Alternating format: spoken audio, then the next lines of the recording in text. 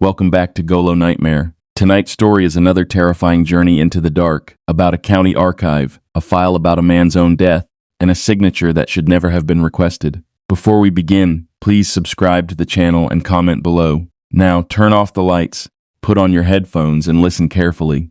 The certificate was lying face up on my intake desk when I came back from lunch, and the first thing I noticed wasn't my own name in the box marked decedent. It was that every other field had already been filled in: cause, manner, place, date. The witness line signed in a careful old-fashioned hand, the kind of penmanship nobody is taught anymore. The only thing missing, the only blank space on that entire form, was the line at the bottom where it said signature of subject, and beneath that line in faint gray type, the words the county uses on every document it considers unfinished, pending completion. I want you to understand that I have handled tens of thousands of documents. I know the weight of a real form versus a photocopy. I know the particular dryness of county bond paper, the way the older stock has a tooth to it that the new stuff doesn't. And I knew, the moment my fingers touched it, that this one was real. The date of death printed in that box was 6 days away. I'm recording this because recording it is the only thing keeping me here. I've already made 3 copies. One is in a fireproof box under the sink. One I mailed to myself this morning, with a real postmark, because a postmark is a record, and records are the only thing that seem to matter anymore. And one I'm reading from now, into this little machine, slowly, carefully, so that there will be a version of me that exists in sound and not just in their files. If you're hearing this, then at least part of me made it out of that building. I'm trying not to hope for more than that, because hope is the thing they use against you down there. I've watched it happen, I'll explain. Let me start where it makes sense to start, which is the reason I was in that building at all. Because it had nothing to do with my qualifications and everything to do with the worst year of my life. 2 years ago, my marriage ended the way most of them do. Not in a single fight, but in a long, quiet draining of everything that used to be easy. Daniel and I split the furniture and the debt and the dog, and I kept the debt and he kept the dog, which tells you something about how those negotiations went. I needed work that paid steadily and didn't ask much of me emotionally, because I had nothing left to give a job. So when the county posted an opening for a records clerk in the Legacy Annex, a position so unglamorous that I was the only applicant, I took it without thinking twice. The interview lasted 9 minutes. The man who hired me retired the following week, and I never saw him again. But there was a second reason, and I didn't admit it to anyone, not even to myself, not clearly. My younger brother Theo had gone missing 8 months before I applied. I need you to understand who Theo was, because the county reduced him to a thin folder, and I refused to do the same. He was the kind of person who called our mother every Sunday, whether he had news or not. He overpaid you back when he borrowed money. $20 returned as $25, embarrassed, insisting. He kept a list in his wallet of everyone's birthdays in his own crooked handwriting, because he didn't trust his phone to remind him. When our father died, Theo was the one who handled the paperwork, sitting at the kitchen table for 3 nights straight, and I remember thinking even then that he and I were the same kind of animal, the kind that copes with loss by putting things in order. And then 1 week he didn't call, and the next week his apartment was empty, and the county told us he had simply left town. No note that mattered, no body, because there was no reason to look for one. They marked his case inactive, which is a clerical way of saying we have stopped pretending to care, and they filed it, and the file went somewhere, and that somewhere was a building full of paper that I now had a key to. People think grief is loud. Mine wasn't. Mine was a quiet, constant inability to believe that a person could be there one Sunday and gone the next with nothing written down to explain the difference. That's the part I couldn't survive, the absence of a record. A death has paperwork, a funeral has a register. Even a man who runs away leaves a forwarding address, a final transaction, a trace. Theo left nothing, and a person who leaves nothing might as well never have existed. And I could not let my brother become a man who never existed. So I told myself I just needed the money. But the truth is that I took a job in an archive because I believed, the way you believe things at 3 in the morning, that if I could just find the right piece of paper, the world would make sense again and stop being a place where people simply vanish. I have always believed that if a thing is written down correctly, it becomes real and real things are safe, and safe things can't be taken from you in the night. I alphabetized my mother's spice rack when I was 9, when my own life fell apart. I went and got a job making sure other people's lives were filed in the right order, because I couldn't file my own. I thought order was a kind of protection. I know better now. Order, it turns out, is exactly what they want from you. Order is how it ends. The annex sat 2 floors under the old county administration building, the one everybody calls the courthouse even though the courts moved out decades ago. Above ground, it's all renovated offices and motion sensor lights and people complaining about parking. Below ground, it's another world entirely. You take a service hallway past a janitor's closet, through a fire door that's supposed to be locked and never is, and down a concrete stairwell that gets colder with every step. At the bottom, there's the annex, and the annex is mostly silence, the particular dense silence of a place where the only sound that ever happens is the one you make yourself. The lighting down there is fluorescent, the long humming tubes that flicker for a half second when they first wake up, as if they're deciding whether you're worth the effort. The air is kept dry and faintly chemical, because dry air preserves paper, and underneath everything there's a Swedish smell that I learned came from the spray they use to keep old documents from crumbling. De-acidification, it's called. After a while you stop smelling it, or you think you do. I came to understand later that the smell got stronger near certain files, and that it was never the spray. The records live on rolling steel shelves, the kind you move by turning a hand crank on the end of each unit, so that the whole row slides along a track and opens the one aisle you need while keeping the rest closed. When you crank them, they make a slow mechanical ticking, tick, tick, tick, and then they stop, and the building goes quiet again. There's a freight elevator that hasn't worked the entire time I've been there. A microfilm reader older than I am, with a bulb that buzzes and an image that swims if you turn the wheel too fast. A card catalog nobody updated after they pretended to digitize everything, and a single intake window where, in theory, the public can request records. In 2 years, 3 people came to that window. I gave each of them what they asked for, and watched them leave like they'd seen something they couldn't name. I worked alone 4 days a week. On the other 2, Ed Vasquez came in. I need to tell you about Ed properly, because he was the closest thing I had to a friend during the loneliest stretch of my life, and because of how it ended for him. Ed was past retirement age and stayed on part-time because, he said, the county couldn't find anyone else who knew where things actually were as opposed to where the catalog claimed. He had worked in that building for 31 years. He drank his coffee black from a chipped mug with a faded fishing logo, and he kept a roll of butterscotch candies in his desk drawer that he offered me every single shift as if it were the first time, and I always took one even though I don't like butterscotch, because taking it made him happy. He taught me everything. He showed me the filing codes, which shelves had labels that lied, how to thread the microfilm so it didn't tear, how to tell a genuine county seal from a notary's by the depth of the impression. He never raised his voice. When I made mistakes my first month, he'd just say gently that the records had been waiting 100 years, and they could wait while I got it right. He talked about his late wife in the present tense sometimes, and then corrected himself, and I never said anything, because I understood the impulse to keep someone filed under the living. He was the first person in a long time who made the basement feel less like a tomb, and more like a place where work was done by people who cared about doing it well. I trusted him completely. That matters for what comes later. For 2 years, the work was exactly as dull as I needed it to be. Property transfers from the 50s, marriage licenses, tax rolls, death certificates, plenty of those, because the county had been recording deaths since before the courthouse was built, and somebody had to keep them in order. I cross-referenced. I refiled. I ran the microfilm. I fixed errors I found in old entries because I couldn't help it, because a misfiled record itched at me like a crooked frame on a wall. Ed told me once to stop doing that. Leave it be, he said. You don't need to finish everything down here. I thought he meant I'd never get through it all, and I laughed and told him I knew. I didn't know anything. He wasn't talking about the workload. He was trying to warn me in the only way he was allowed to, and I missed it completely. My clerk number was C1. It was on my badge, on my timesheet, on the little nameplate at my window. I want you to remember that number, because it comes back and not in a way I can explain. The first wrong thing was so small that I'm almost embarrassed to describe it. I came in one Monday and found on top of a stack of marriage licenses I'd left to refile a single document I didn't recognize. It had a stamp on it. We use a red rubber stamp at intake that says received pending signature, and you press it onto anything that comes in but isn't yet complete. The stamp on that document was ours. The red was our red. But I hadn't stamped it. I hadn't even seen the document before. And the strange thing, the thing I sat with longer than I should have, was that the stamp was placed exactly where I would have placed it. Top right corner, angled slightly, the way I do it without thinking. Ed stamps dead center. This was mine, except it wasn't. I decided I must have done it Friday and forgotten. People forget. I was tired all the time back then, the bad sleep kind of tired where whole afternoons go missing. I put the document in its drawer and I moved on. A few days later, I found the procedures manual, not the binder we actually used, but an older one, hardbound, shoved behind the others on Ed's reference shelf.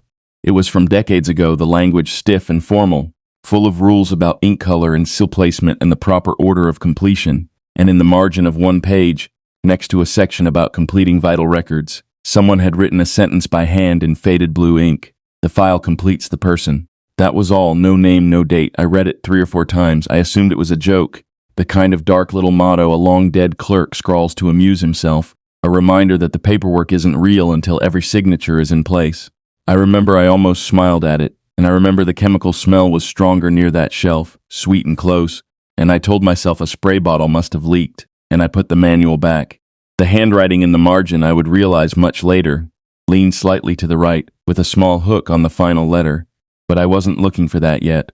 It was around then that I went looking for Theo again. I did it every few months, when the loneliness got bad enough to override my fear of finding nothing. His case file lived in the inactive persons section, a thin folder I had read so many times I could have recited it.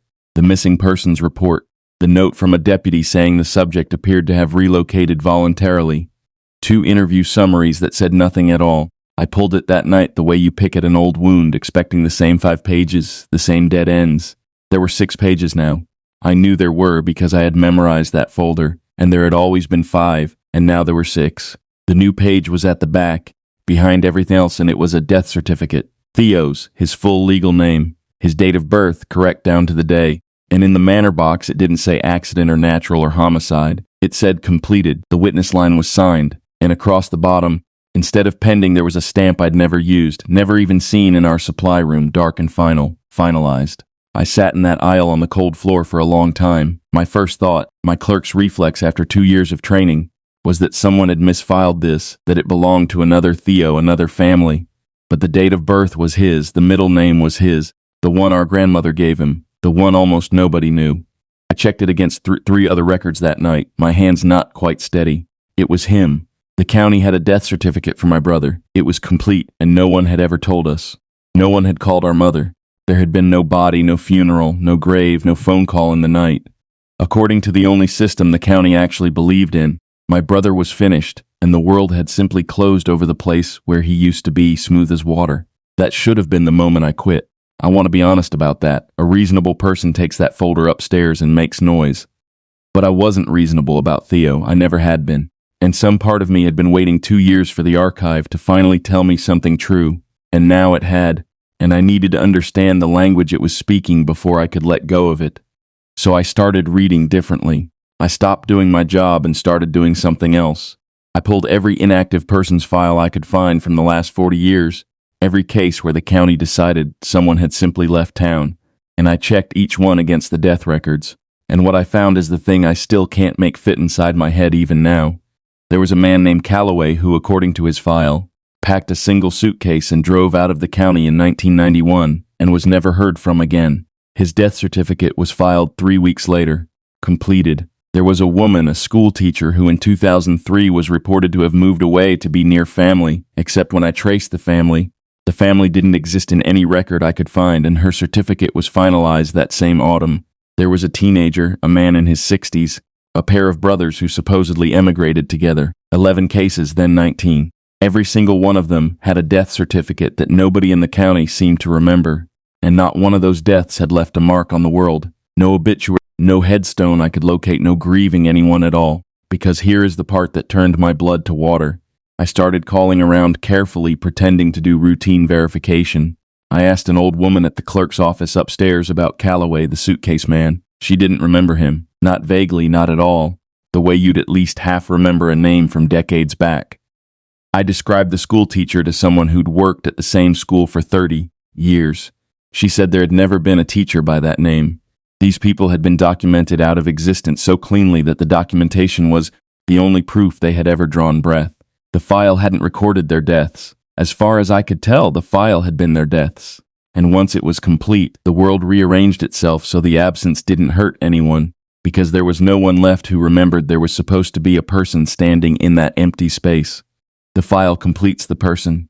It wasn't a joke. It was an instruction. I need to tell you about the night with the microfilm, because that's when I stopped being able to pretend any of this was paperwork. I was at the reader, late, going through a roll of death indexes from the 70s, the bulb buzzing, the wheel cool under my hand. I was scrolling slowly, name after name swimming past, when the machine reached the end of a frame and the next frame came up, and it was a death certificate, and the name on it was Holloway Marin. I jerked back from the eyepiece. I rewound a turn. It was a Hollis, a stranger born in 1944.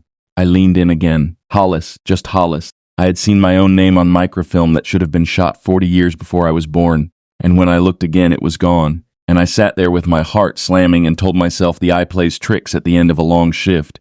And then, behind me in the dark at the far end of the room, the rolling shelves began to crank. Tick, tick, tick. That slow mechanical sound that only happens when a person turns the hand crank to open an aisle. I held my breath. It stopped.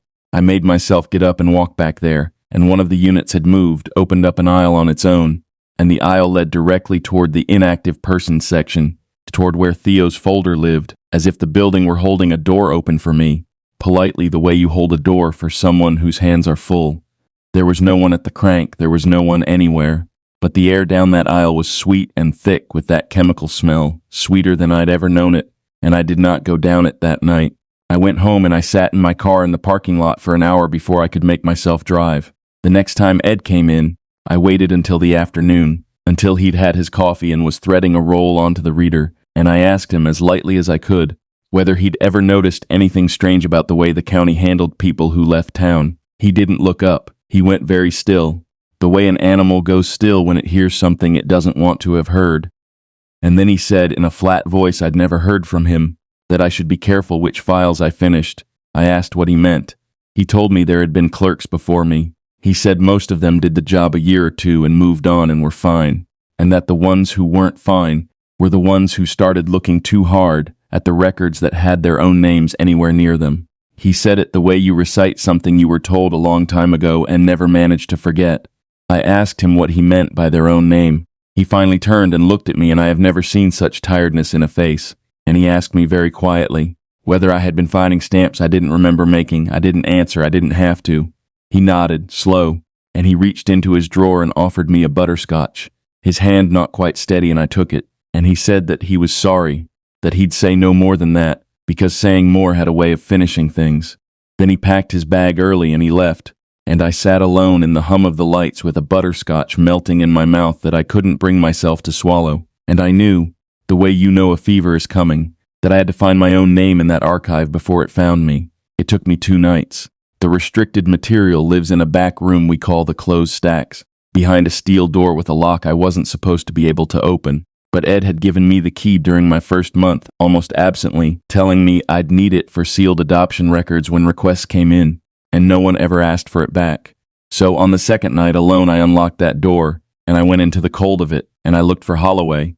Marin, I want to slow down here because this was the moment everything I believed about safety came apart, and I have replayed it so many times that I can describe it to you exactly. The folder was there in the pending section, and it was new.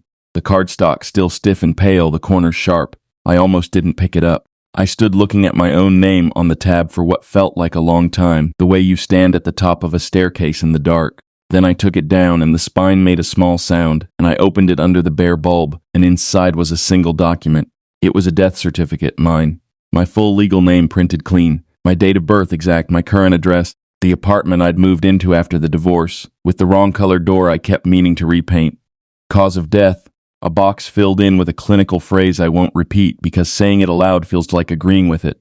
Manner, the box said completed. The witness line was signed in that careful, old-fashioned hand, and now, holding it close to the light, I could finally read the name beneath the signature, Deputy Registrar Pell, and the date of death, printed clean and certain in its box, was 11 days out from that night. Every field was filled, every single one, except the line at the bottom that said signature of subject. That line was blank, waiting, patient, with all that white space around it. And I swear to you the rest of the document seemed to lean toward it. The way everything in that building leaned toward completion. I did not scream. I'm proud of that in a small, bitter way. I stood in that cold room holding a piece of paper that said I would be dead in 11 days. And I did the only thing 2 years of training had left me able to do.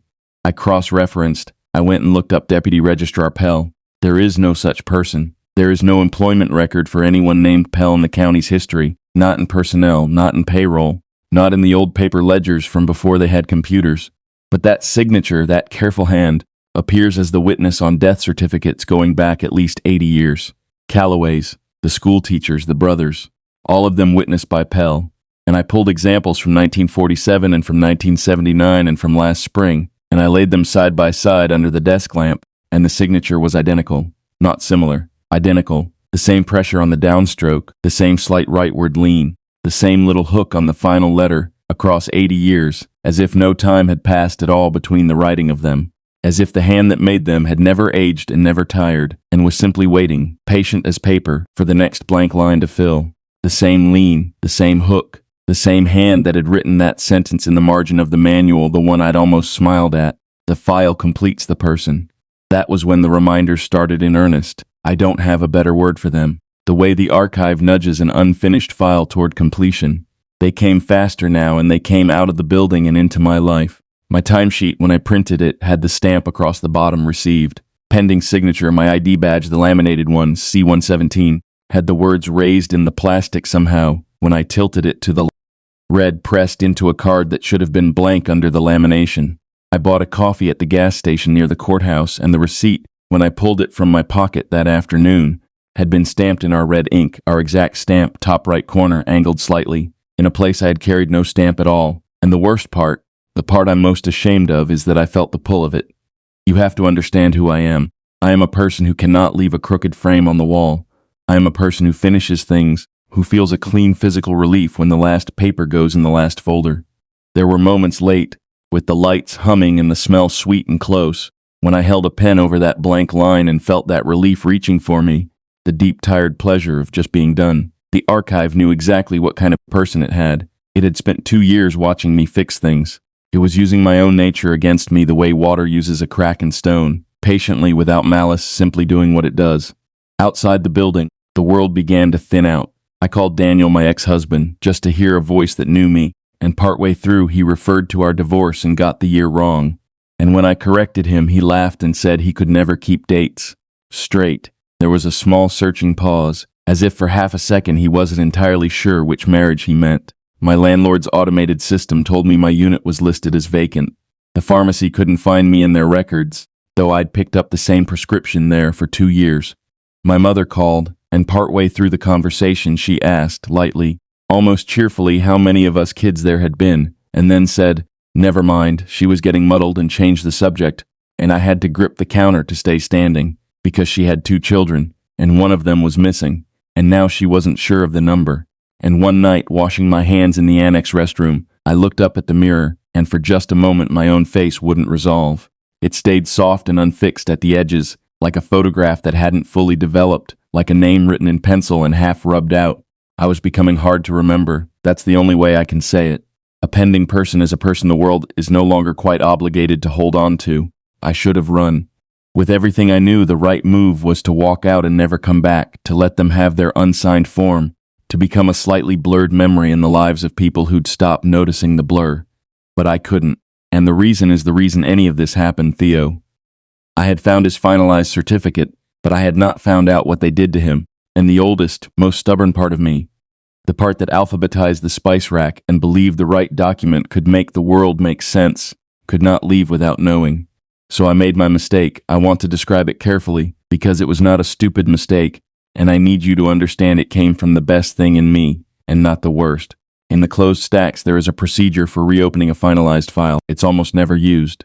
To reopen a case, a clerk fills out a reactivation request and signs it, and the signed request goes into the file, and the case is considered open for review.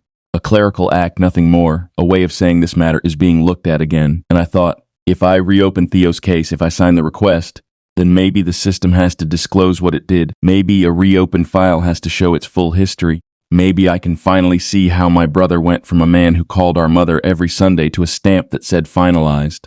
I wanted to bring him back into the world of the living records, even if only as an open question. I wanted his case to be unfinished again, because unfinished to me had always meant alive. I filled out the reactivation request for Theo's file, and I signed it. My number, my hand, on the line that said requesting clerk. I understand now what I did. I had spent weeks learning that in this place a signature is not a record of an act, a signature is the act. The archive does not care about my intentions any more than a door cares why you walk through it. I had performed a completion. I had taken a clerk's pen and finished a clerical action with my own hand and my own number, and somewhere in the logic of that building it counted.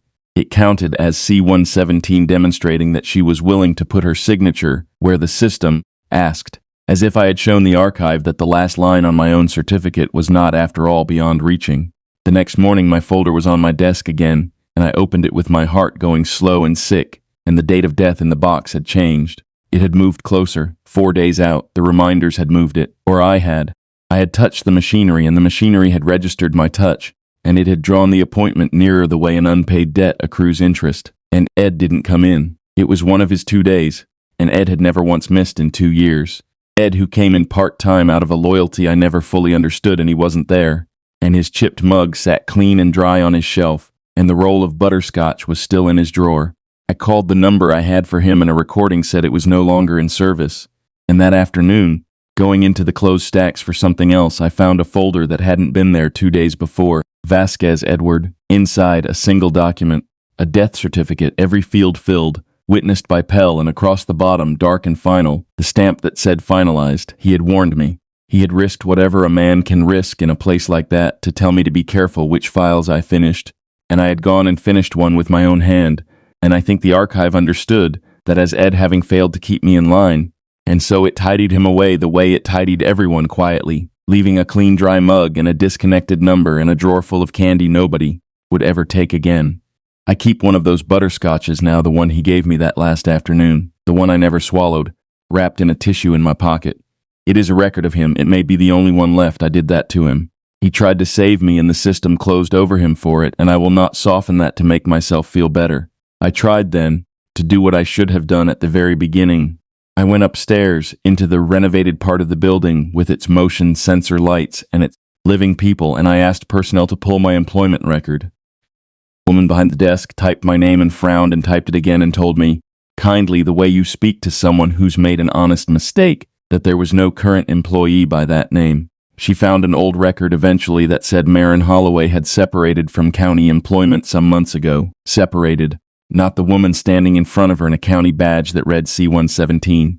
A closed entry, a finished thing. I asked her about the records annex, the legacy facility 2 floors down. She looked at me with real confusion and said the building only had 1 basement level, mechanical and storage, that there was no archive, no annex, nothing of the kind. She turned her screen toward me to show me a facilities map, and she was right. There was no annex on it. There was no second sublevel at all. Just the courthouse and 1 floor of pipes and boilers beneath it. I had been working in a place the county no longer believed existed. I had a key in my pocket to a door on a floor that wasn't on the map, and in the eyes of every living system upstairs I had already separated, and the place I worked had never been there, and I was just a confused woman making a scene, going soft at the edges, easy to forget the moment I turned away, so I went back down. There was nowhere else to go. I went down the cold stairwell into the hum and the sweet dry smell, and I went into the closed stacks. And I did the one thing I'd been too afraid to do, which was read my brother's file all the way to the end. Because a reopened file shows its history, and I had reopened it, and now Theo's folder was thick with pages it had never had, pages that had been waiting in some pending form all along. I sat down on the cold floor and I read them. He fought it, that is what those pages told me. My brother, who I'd spent 2 years imagining had simply stopped wanting to call home, had not gone quietly anywhere. The file was a record of reminders, just like mine, stamps, notices, dated entries, weeks apart at first and then days apart, each one a nudge toward a blank line he refused to sign. There were notes in that same hand, Pell's hand, observing that the subject continued to decline to complete. For months. My brother held out for months. And there was more. Tucked between 2 of the notices was a page of his own handwriting. The crooked hand I knew from the birthday list in his wallet, and it wasn't a signature. It was the opposite of a signature. He had written, over and over down the page, filling every line, I do not consent, I do not consent, I do not consent. The letters getting smaller and more crowded toward the bottom, as if he'd been running out of room, or running out of strength. He had taken their own form and turned it into a record of his refusal. He had used the only weapon a clerk's brother understands. He left a document. He made sure there would be proof that he never agreed, and it didn't save him.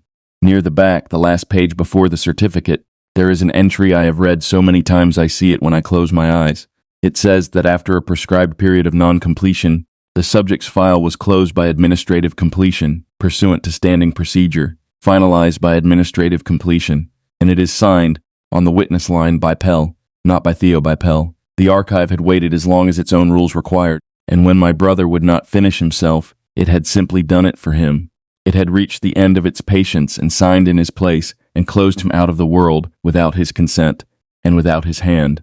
And the only person who ever found out was his sister, 2 years later, sitting on a cold floor in a building that did not exist, holding a page covered edge to edge in his handwriting, saying no. I understood then the thing the reminders had been hiding behind their politeness. They want you to sign because a signature is cleaner, tidier, the way the county prefers its paperwork. But your signature is not actually required. It is only preferred. If you refuse long enough, if you simply will not put the pen to the line, they will not let you walk away free. They will wait out the clock, and then Pell will sign for you, and you will be finalized by administrative completion, the same as my brother, the same as the suitcase man and the school teacher and all the others, erased so thoroughly that the only proof you ever lived is the document that ended you. So refusing wasn't enough. That was the trap I had almost walked into, thinking that if I just never signed, I'd be safe. Theo never signed, and it didn't save him. Pending was not a way out. Pending was only the waiting room before administrative completion. The single thing that had kept me in the world at all, the only reason I hadn't already gone soft and forgettable like the others, was that I had never stopped generating records of myself. My signature on the daily logs, my number on the timesheets, the mailed copy of my own statement with its postmark. Every time I created a record the archive had to acknowledge, I forced the world to keep an entry for me, forced my file to stay active, because an active file is a file with ongoing business, and a file with ongoing business cannot be quietly closed. The archive completes things that are finished. The only defense is to never be finished. To always have one more record, one more entry, one more proof that you are still here, and still acting and still leaving marks that have to be filed, somewhere by someone. That is a terrible way to live, and I want to be clear about it.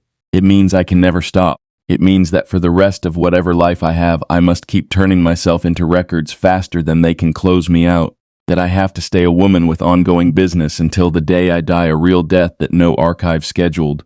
I spent my whole life believing that completing things made me safe. The truth turned out to be the exact opposite. Completion is the danger. Staying unfinished is the only way to stay alive. So here is what I did, and it is the last thing I'll tell you about that building, because after it I left and I am never going back. I took my folder from the closed stacks, my certificate with its 4 days out date and its blank line that I will never ever sign. And I took Theo's folder, all of it, every page, including the one covered in his refusal, because if the world won't keep a record of my brother, then I will, because someone should know that he held out for months and wrote no until he ran out of room and never once agreed. And I took the old hardbound manual with the sentence in the margin, "The file completes the person," because evidence is a kind of record too, and I am collecting records now. That is my whole life now. The freight elevator was working when I turned to leave. The one that had never worked, not once in 2 years. Its door stood open and the inside was lit and waiting, and the little panel above showed a sublevel below the one I was on. A floor with no number, just a blank where a number should be. It was the easy way up, the convenient way. I looked at that open, patient, helpful elevator offering to carry me somewhere, and I turned and took the concrete stairs instead, 2 floors up on my own legs, holding my brother's file against my chest. And I pushed through the fire door that's never locked, and I walked out into the ordinary above-ground world, and I did not look back to see whether the doors had closed behind me. I'm recording this because the recording is a record, and the record keeps me here. I've written it all down in longhand too, because 2 formats are better than 1, and 3 are better than 2. I'm going to keep doing this. Every day I'm going to leave a new mark somewhere, a postmark, a signature, a voice on a machine, a name on a list. Anything that proves the business of my life is ongoing and unfinished. Anything that keeps my file too active to close. Maybe it's no way to live. But my brother filled a page with the word no, and they took him anyway, and I am not going to make it easy for them by going soft and quiet and forgettable. They will have to come and find me with their patient old hand, and when they do, they will find a woman buried in records. A woman who is always in the middle of something. I finished reading my written statement a little while ago. The same words you've been hearing. I set the pages down on the table beside me, and a few minutes ago I picked them up again to check a date, and I want to tell you what I saw, because it is the last true thing I know. On the final page of the statement, the page I am reading from right now, in the corner there is a stamp, red our red, The county read the dull rubber stamp read I pressed 10,000 times. It says receive, pending signature. And I did not put it there. I left that stamp in a building that doesn't exist, 2 floors underground, behind a steel door. And I am sitting in my own apartment with the chain on the door, and the blinds shut, and the lamp the only light. And the stamp is here, on the page. In the top right corner, angled slightly, exactly the way I would have done it, exactly the way I do it without thinking. I don't know whose hand placed it. I have stopped pretending I will ever know.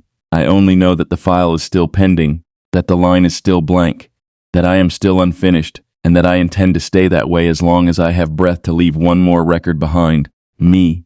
So I'm going to make another copy of this, and then another, and I'm going to keep my business ongoing for as long as I possibly can. If you found this, then you are a record of me too now. You're holding part of my file. Keep it open. Whatever you do, however quiet it gets, however the smell turns sweet around you, please don't help anyone finish it.